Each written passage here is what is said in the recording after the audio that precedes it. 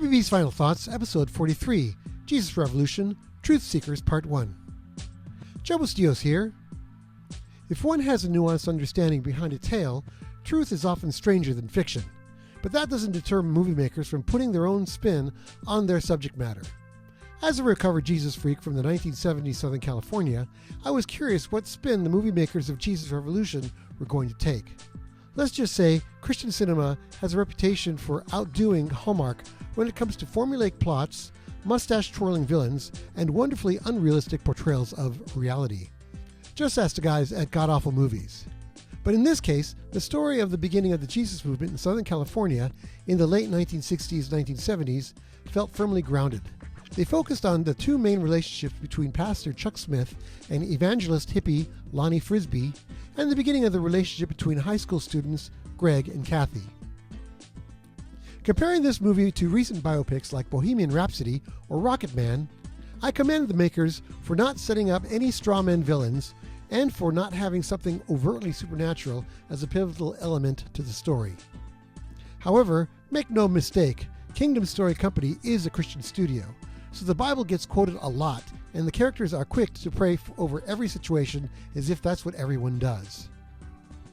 Having some familiarity with the story, I was intrigued at what they would include and where they were going to end this story. Click the link below to watch the trailer. I love Lonnie Frisbee's line to Chuck Smith, "You're going to need a bigger church. Play Jaws music in the background." Speaking of music, I find that the use of Doobie Brothers tunes interesting because there is such a great catalog of actual Christian music from the era to pick from. My friend Deborah commented that maybe they selected popular mainstream music from the era to help the general public get a feel for what would be in the movie based on the music they already know. That's an interesting thought. So then, who is the intended audience for this film, and who should see this film? I probably represent an unusual Venn diagram as someone who was a teenager in Southern California in the 1970s, went to home Bible studies with the Catholic variant of the Jesus Freaks, Catholic Charismatics, learned to play guitar and write music with my born-again friends, studied religion at a Catholic university, and then at a Protestant fundamentalist university, getting a bachelor's degree in biblical studies at the latter. Then I got a second BA in journalism. Anyway, intended or not, I knew that I had to see this movie. But, as noted, I'm weird that way. Are you someone who grew up in Southern California in the 1970s? Was your life somehow touched by the Jesus movement? I would imagine that anyone calling themselves evangelical or Christian with an interest in their own history would want to see this movie. I have no idea if someone with no connection to Southern California or the 1970s would be interested, and I'm curious if the young, as in less than 40, Christians would be interested in this story.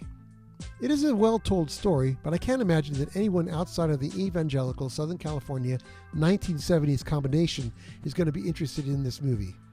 Even though Deb qualified for 2 of the 3 elements, I doubt that she would have seen the movie if I hadn't invited her to join me. Are you thinking of seeing Jesus Revolution? Right now it's only available in theaters, which is why I'm rushing to post this podcast, so that you can see it before it possibly disappears. It should eventually be available to rent or buy from Amazon, Apple, or the other services. I know that there are Christian online outlets that will rent, stream, or sell a copy of the movie as soon as possible.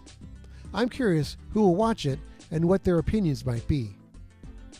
As noted in the title of this podcast episode, this spoiler-free observation of the movie is primarily to share that this movie exists and hope that some of you see it so that we can talk about it. In a few weeks, I hope to post Part 2, deeper examination on the movie. Until then, this is Joe Bustillos with JBB's Final Thoughts saying, enjoy, and please subscribe to this podcast wherever you find it, or the video version on YouTube. Thanks.